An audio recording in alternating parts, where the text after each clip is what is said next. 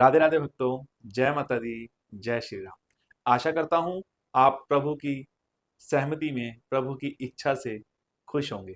जो प्रभु दे रहा है वही हमारे लिए सही है, ये हमें हमेशा समझना है।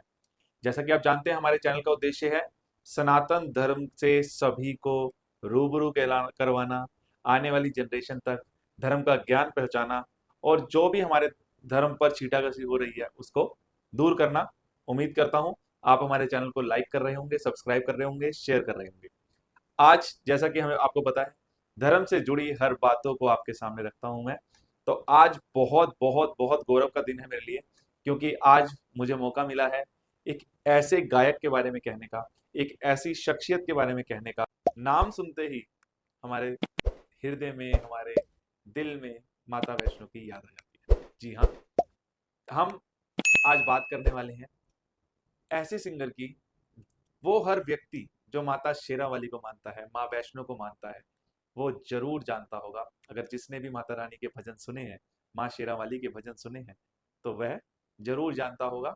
क्योंकि मेरा मानना है कि शताब्दी के महान गायक, मतलब कई वर्षों से, युगों में पैदा होते होंगे, कोई ऐसा भक्त होता होगा जो पैदा होता होगा। वैसे ही एक भक्त थे नरेंद्र चंचल जी। जी हाँ, नरेंद्र चंचल जी जिन्हें भक्त दयानु की उपाधि दी गई।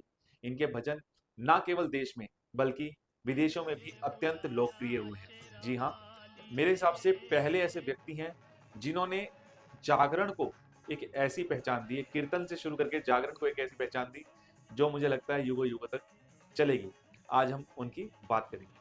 साथ साथ आपको बताऊं कि मैं उन खुशकिस्मत में से हूं जो बार बार उनसे मिला। बचपन से हम बहुत छोटे छोटे थे, तब से हम उनके भजन सुनते आ रहे हैं। और इनके भजन की ऐसी शक्ति थी कि भक्त सिर्फ इनकी आवाज से ना भक्ति रस में खो जाते थे। जब ये भजन शुरू करते थे तो समझ लीजिए माता रानी का दीदार शुरू हो जाता था। शायद ही कोई ऐसा व्यक्ति होगा जो मंदिर जाता हो पर इनका भजन ना सुना हो। और ये भजन तो आप सबने सुना ही होगा, चलो बुलावा आया है माता ने।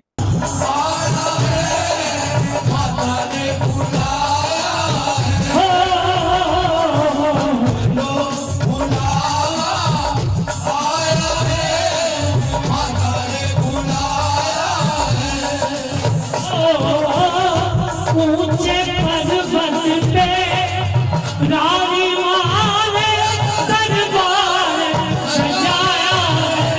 चलो आया है, माता ने बुलाया है।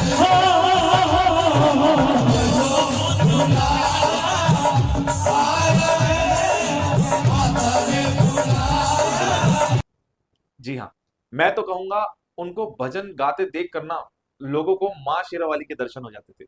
जी हाँ, किए हैं सबने। नरेंद्र चंचल जी जिन्हें मिडनाइट सिंगर के नाम से भी जाना जाता है, और जो मिडनाइट सिंगर है इस नाम से उनकी किताब भी आई थी। उन्हीं के साथ मतलब शुरू किया था करियर, ऋषि कपूर जी ने उसको विमोचन किया था, है ना।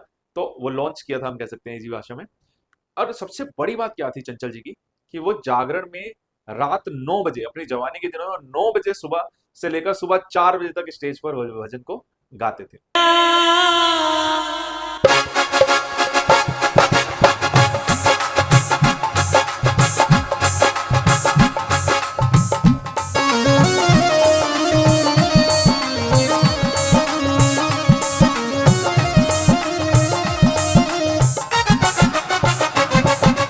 होवे एक दूजे दे दिल विच रहने।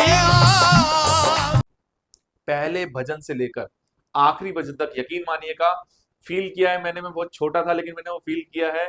वो शक्ति, वो जोश, वो भक्ति पहले से लेकर आखिरी भजन तक, मतलब आपको पता नहीं चलेगा कि आपने 9 बजे सुनना शुरू किया और कब सुबह के 4 बज गए।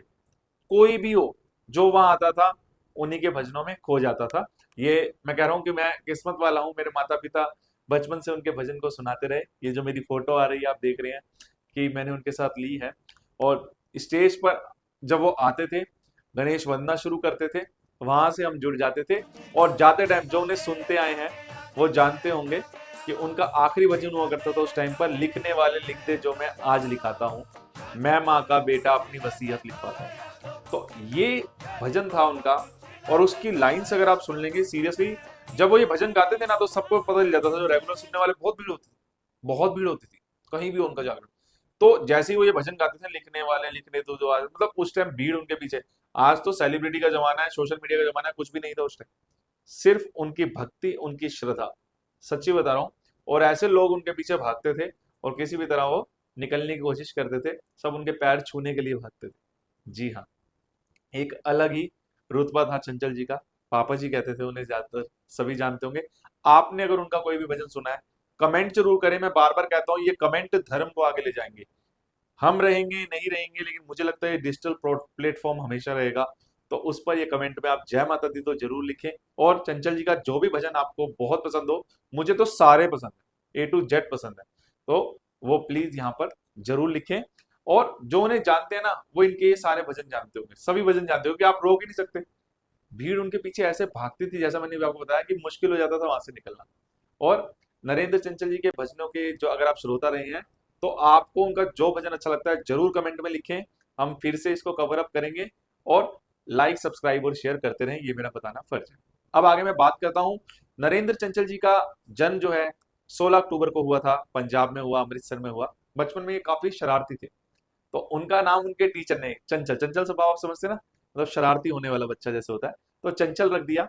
और इस तरह दिव्य गाने उन्होंने, मतलब अपनी माता से, अपनी माँ से उन्होंने सीखा था। उनकी माँ जो है वो कीर्तन करती थी, माता जी उनकी जो कीर्तन किया करती थी।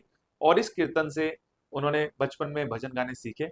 जब वो फिर धीरे धीरे भजन गाते थे, थोड़े से उन्हें पैसे मिलने लगे, क्योंकि इतनी अच्छी हालत नहीं थी। उनके पिताजी का काफी ज्यादा लॉस हुआ था शेयर मार्केट में, तो जैसा उन्होंने बताया भी है।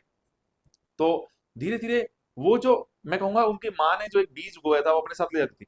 चंचल जी ने बताया कि सभी बेटों में से एक वही बेटे थे जो उनके साथ कीर्तन में जाया करते थे, साथ। रे जग दी माए मैनू मेरी मां ने दसिया सी सारे जग दी माए मैनू मेरी मां ने दसिया सी बच्चियां लई ठंडी छाए मैनू मेरी मां ने दसिया सी बच्चियां लई ठंडी छाए मैनू मेरी मां ने दसिया।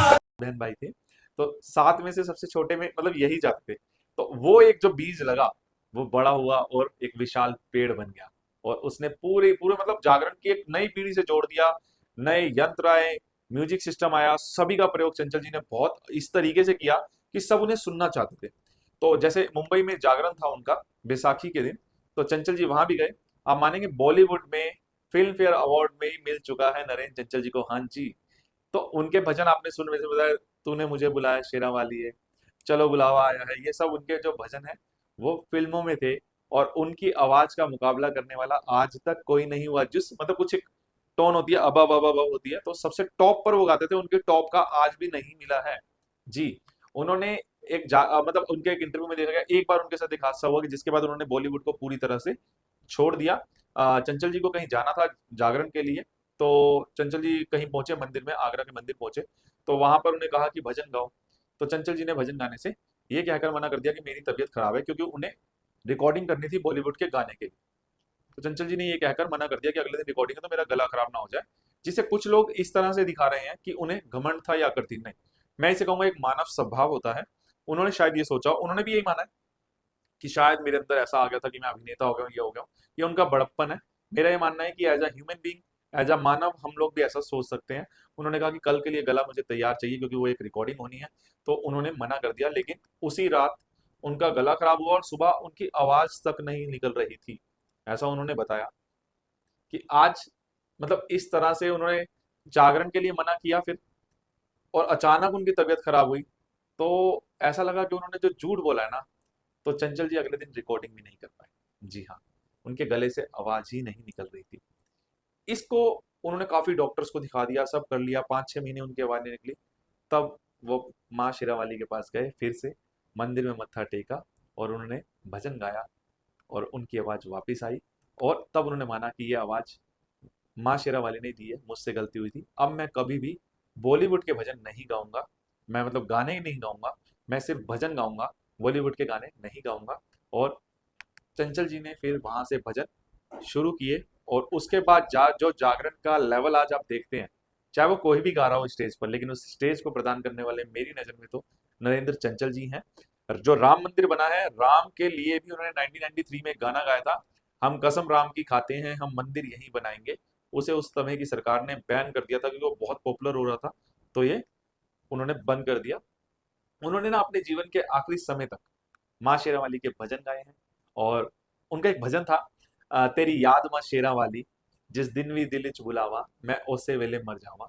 मेरे हिसाब से भजन मतलब माता रानी ने उनसे गवाया था, क्योंकि जब कोरोना का टाइम आया और चंचल जी पूरे तरह से भजन नहीं गा पाए और नहीं हो रही थी, चौकी जागरण नहीं हो रहे थे कोरोना के टाइम में, मेरे को पता है।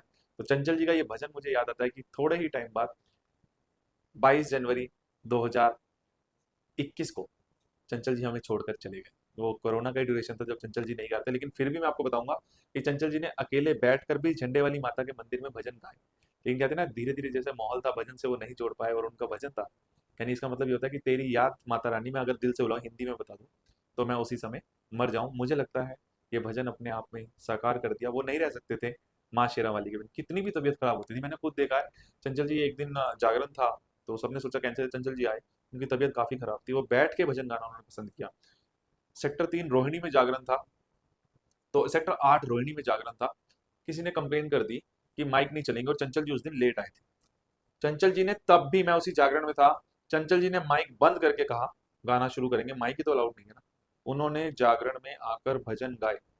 मतलब ये सोचिए, कोई माइक बंद भी कर दोगे तब भी वो जागरण करते, वो सिर्फ सुनाने के लिए नहीं, दिखावे के लिए नहीं। और लेकिन जब ये बिल्कुल बंद हो गया तो चंचल जी हमें छोड़कर इस झूठे संसार से अलविदा कह के माता रानी के चरणों में चले गए। मैं इस वीडियो के माध्यम से भारत सरकार से रिक्वेस्ट करना चाहता हूं कि उन्हें भारत रत्न दिया जाए, क्योंकि विदेशों तक हिंदू धर्म को प्रचार को सबसे पहले पहुंचाने वाले, मेरा मानना है, नरेंद्र चंचल जी ही थे। उनका योगदान अतुलनीय है। आशा करता हूं आपको ये वीडियो अच्छी लगी होगी और आप भी इस पक्ष में होंगे कि नरेंद्र चंचल जी को भारत रत्न दिया जाना चाहिए। तो आप जरूर कमेंट कीजिएगा, आप इस बारे में क्या सोचते हैं, आप जरूर लिखिए। आने वाली पीढ़ी आपका कमेंट जरूर पढ़ेगी। जय माता दी। धन्यवाद हमारे चैनल के साथ जुड़े।